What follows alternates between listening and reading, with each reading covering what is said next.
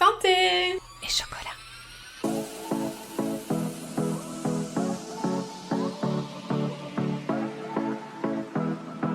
Bonjour et bienvenue dans Santé et chocolat, le podcast qui sème les graines d'une vie plus saine tout en gourmandise, où j'aborderai avec vous la nutrition selon une approche métabolique et holistique.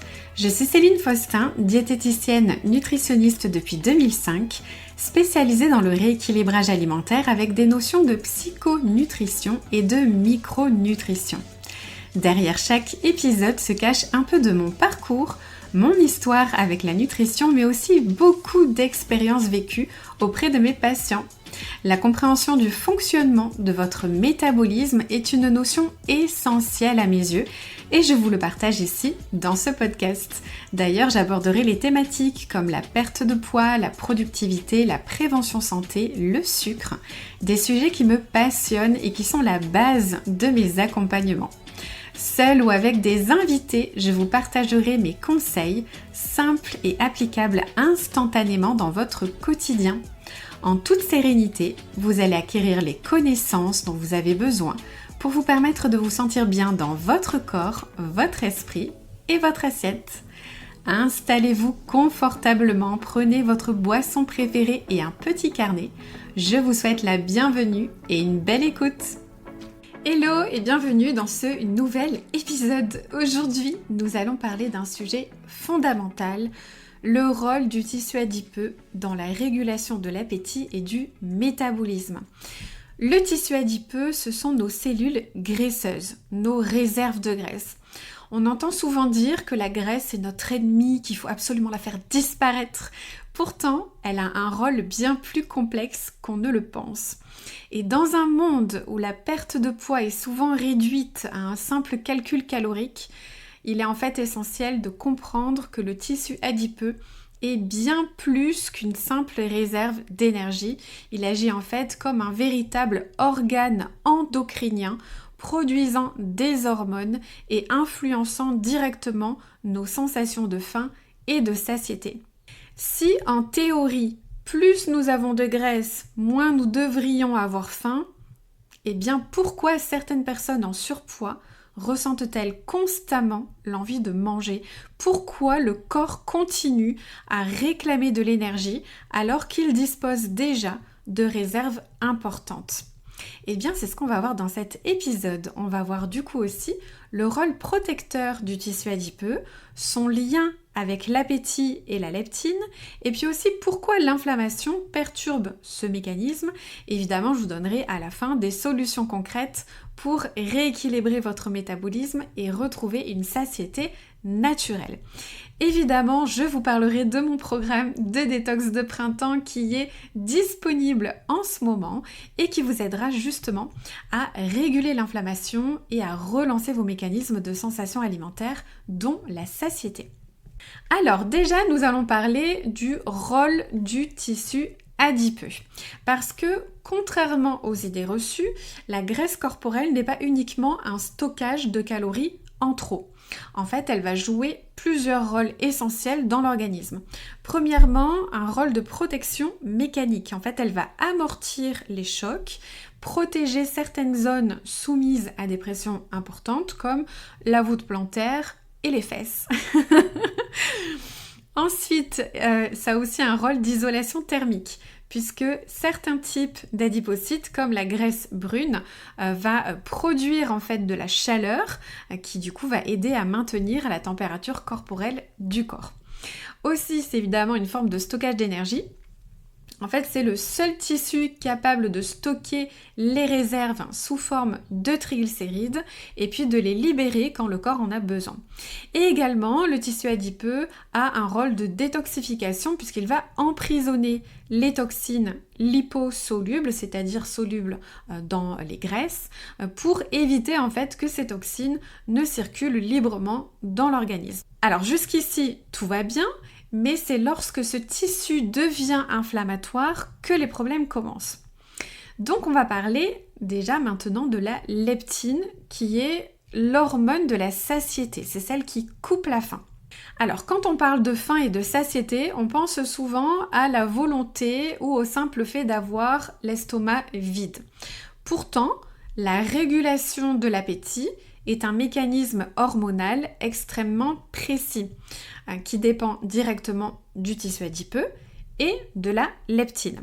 Alors, qu'est-ce que c'est que la leptine? En fait, c'est une hormone produite par nos cellules graisseuses et en fait, son rôle fondamental est dans la gestion du poids et de l'énergie. Son message principal au niveau du cerveau, c'est j'ai suffisamment d'énergie stockée, donc je peux réduire l'appétit. Et donc, mon métabolisme peut fonctionner normalement et brûler des graisses, etc. En d'autres termes, plus nous avons de graisse, plus nous devrions produire de leptine, et donc moins on devrait avoir faim. Alors du coup, comment la leptine agit-elle sur notre appétit et notre dépense énergétique? En fait, la leptine fonctionne en envoyant des signaux à l'hypothalamus, c'est une région clé du cerveau qui régule l'appétit, le métabolisme et de nombreuses autres fonctions vitales. Lorsqu'elle est bien régulée, cette leptine, en fait, elle va couper l'appétit, puisque le cerveau reçoit un message de satiété et donc va diminuer naturellement l'envie de manger. Aussi, elle va augmenter la dépense énergétique, puisque un taux élevé de leptine stimule le métabolisme pour que le corps utilise ses réserves. Et aussi, elle va favoriser la combustion des graisses, puisque quand la leptine est bien perçue par le cerveau, le corps va activer plus facilement le processus de lipolyse, c'est-à-dire la dégradation des graisses. Ce mécanisme semble parfait en théorie, mais en réalité, chez certaines personnes, la leptine ne joue plus son rôle correctement. C'est ce qu'on appelle la résistance à la leptine. On parle beaucoup de la résistance à l'insuline, mais il y a aussi la résistance à la leptine et on va le voir justement. Donc, qu'est-ce que c'est? Si la leptine est censée signaler au cerveau qu'il y a suffisamment d'énergie et donc de limiter l'appétit, pourquoi certaines personnes en surpoids ont-elles toujours faim? C'est ici qu'intervient le concept de résistance à la leptine. C'est un phénomène en fait qui survient quand le cerveau ne répond plus correctement aux signaux de la leptine. Alors comment ça se développe? En fait, quand on prend du poids, nos cellules graisseuses vont produire de plus en plus de leptine. En théorie, ça devrait couper l'appétit et stimuler la combustion des graisses. Mais un excès de graisse corporelle, notamment abdominale, en fait, ça fait s'installer une inflammation chronique. Or, cette inflammation va perturber la signalisation de la leptine et donc empêcher le cerveau de recevoir correctement son message. Et donc, il va se passer deux choses. Premièrement, le cerveau n'entend plus le signal de satiété. Donc, même si la leptine est présente en grande quantité, le cerveau ne la perçoit plus correctement. Il va continuer donc d'envoyer des signaux de faim, poussant à manger davantage alors que nos réserves de graisse sont déjà pleines. Deuxième chose, c'est le métabolisme qui va du coup ralentir, puisque l'hypothalamus ne recevant pas correctement le signal de la leptine, il va penser que l'organisme manque d'énergie. Résultat, il diminue la dépense énergétique, ce qui rend encore plus difficile la perte de poids. Autrement dit, même si la personne a de grandes réserves de graisse, en fait, son corps va agir comme s'il était en état de famine. Alors, quels sont les facteurs qui aggravent la résistance à la leptine? Déjà, l'inflammation du tissu adipeux. Un excès de graisse, surtout au niveau abdominal, va déclencher la production de cytokines inflammatoires qui vont interférer avec la leptine. Ensuite, une alimentation trop riche en sucre et en aliments ultra transformés, puisque les variations brutales de la glycémie et la consommation excessive de fructose va augmenter l'inflammation et perturber du coup les récepteurs de la leptine. Autre cause aussi, c'est un excès de toxines, puisque les perturbateurs endocriniens présents dans l'alimentation et l'environnement vont perturber la régulation hormonale, y compris du coup la régulation de la leptine. Aussi un manque d'activité physique, puisque le sport améliore la sensibilité à la leptine et aide à la régularisation du métabolisme. Donc si on ne fait pas de sport, évidemment, ça ne fonctionne pas. Le manque de sommeil aussi va réduire la leptine et augmenter la gréline, qui elle est l'hormone de la faim. Donc ça va favoriser une surconsommation calorique. Je répète parce qu'on ne le prend pas assez au sérieux, mais un sommeil perturbé fera que vous avez la leptine qui va diminuer, donc votre sensation de satiété va diminuer, et ce sommeil perturbé va aussi augmenter la gréline, qui elle est une hormone qui augmente l'appétit. Donc oui, un sommeil perturbé va forcément vous faire prendre du poids. Également le stress chronique, puisque un taux élevé de cortisol, donc l'hormone du stress, va bloquer la leptine et puis favoriser le stockage des graisses. Forcément, dans ce cas-là, vous rentrez dans un cercle vicieux. Plus il y a de graisse, plus la leptine est produite. Mais plus la leptine est produite, plus le cerveau devient résistant. Le cerveau continue d'envoyer un signal de faim, ce qui pousse à manger encore plus. Et donc l'inflammation aussi du tissu empire, rendant encore plus difficile la perte de poids. Donc ce cercle vicieux explique pourquoi certaines personnes en surpoids ont du mal à perdre du poids malgré leurs efforts et pourquoi aussi elles ressentent souvent une faim persistante. La bonne nouvelle, c'est qu'il est possible d'agir sur les causes de cette résistance à la leptine et donc d'améliorer la régulation naturelle de l'appétit. Alors, comment réduire l'inflammation et rééquilibrer la leptine? En fait, il est possible de rétablir un bon fonctionnement de cette leptine en agissant sur plusieurs leviers. Donc, voici quelques solutions simples mais efficaces. Premièrement, rééquilibrer son alimentation. Donc, éviter les aliments ultra transformés, riches en additifs et en graisses inflammatoires, et puis privilégier les aliments bruts, riches en fibres et en nutriments. Deuxièmement, réduire les sucres ajoutés et les glucides raffinés, puisque les pics de glycémie, les montagnes russes de la glycémie dont je vous parle souvent ici, c'est inflammatoire, donc ça favorise la résistance à la leptine. Je vous conseille donc de préférer des glucides à index glycémique bas, comme les légumineuses, les céréales complètes, les légumes, les fruits, etc. Troisièmement, maintenir un poids stable ou perdre du poids si nécessaire, puisque une perte de poids progressive, même légère, va réduire l'inflammation du tissu adipeux et donc améliorer la signalisation de la leptine. Surtout si la perte de poids est abdominale, parce que c'est surtout cette graisse-là qui produit des substances nocives et inflammatoires. Quatrième point, bouger régulièrement puisque l'exercice physique, en particulier la musculation et le cardio modéré, vont stimuler en fait la sensibilité à l'insuline et réduire l'inflammation. Aussi, le sport permet d'utiliser le glucose sanguin et donc de réguler la glycémie. Cinquièmement, gérer son stress puisque le stress chronique favorise la production de cortisol. Ça va bloquer la leptine qui, ça va entretenir la faim. Et aussi pratiquer des techniques de relaxation comme la respiration, la cohérence cardiaque, le yoga, etc. En tout cas, tout ce qui vous fait du bien et qui peut faire réduire votre stress. Sixième point, c'est de soigner son sommeil. Comme je l'ai dit tout à l'heure, un manque de sommeil diminue la leptine et augmente la production de gréline. Et donc, c'est l'hormone de la faim. Donc, visez entre 7 et 9 heures de sommeil de qualité par nuit. Aussi, septième point, c'est de consommer des aliments anti-inflammatoires. Donc d'intégrer des oméga 3, des antioxydants et des aliments riches en fibres dans votre quotidien et éventuellement se complémenter en oméga 3, ça peut être une excellente stratégie aussi, surtout en cas d'inflammation chronique.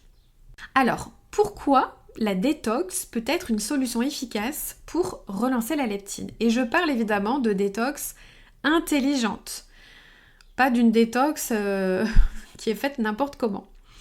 En fait, la détox, ça va être un levier très intéressant et non des moindres, en fait, pour éliminer les toxines qui encombrent votre tissu adipeux. Lorsque votre corps est surchargé de toxines, il va les stocker dans les cellules graisseuses. Je l'ai dit au début de cet épisode, c'est un mécanisme de protection pour éviter aux toxines d'être circulantes dans notre organisme. Donc plus il y a de toxines, plus le volume de vos cellules graisseuses va augmenter. Et tout ça, ça va renforcer l'inflammation. Résultat, votre leptine est toujours bloquée et votre métabolisme tourne au ralenti. Donc faire une détox intelligente et bien structurée, ce sera important aussi pour relancer tout ça. C'est pourquoi mon programme Dietox, c'est une excellente solution pour amorcer cette transformation. Puisque en 21 jours, vous allez suivre un plan alimentaire anti-inflammatoire, sans gluten, sans lactose, végétarien et riche en nutriments essentiels. Vous allez aussi éliminer naturellement les toxines qui bloquent votre métabolisme. Il y a aussi des rituels bien-être, yoga, automassage drainant, cohérence cardiaque pour vous faire du bien et diminuer votre stress. Et c'est un accompagnement complet avec des vidéos, un groupe privé dans lequel je réponds à toutes vos questions. Il y a également des lives d'accompagnement. Donc c'est vraiment un plan très complet sur 3 semaines. Vous avez les menus, les recettes, plein de conseils. Personnellement, je fais aussi cette détox avec mes patientes chaque année. Là, on est dans la semaine 2 du programme et c'est déjà incroyable les résultats qu'ont eu les filles durant la première semaine. Même moi, j'en reviens pas. Et c'était déjà le cas en 2024 quand ce programme est sorti pour la première fois. Je m'attendais pas à ce qu'il y ait autant de si bons résultats. Pour rappel, si vous ne me suivez pas sur Instagram, ce programme est déjà disponible et uniquement jusqu'au 11 avril. Ensuite, il reviendra en 2026 au moment du printemps. Puisque pour moi, on ne fait une détox qu'au moment du printemps. Alors, n'hésitez pas à nous rejoindre, il n'est pas trop tard, vous pouvez le commencer quand vous voulez et vous y aurez accès après chaque année pour pouvoir le refaire à chaque printemps. Voilà, on arrive donc à la fin de cet épisode. Vous avez maintenant toutes les clés pour comprendre pourquoi votre appétit ne reflète pas toujours vos besoins réels et comment agir justement pour rééquilibrer votre métabolisme. Et puis si vous souhaitez aller plus loin et aider votre corps à relancer naturellement la leptine, je vous invite à rejoindre mon programme de détox dès maintenant. Le lien est disponible dans la description de cet épisode.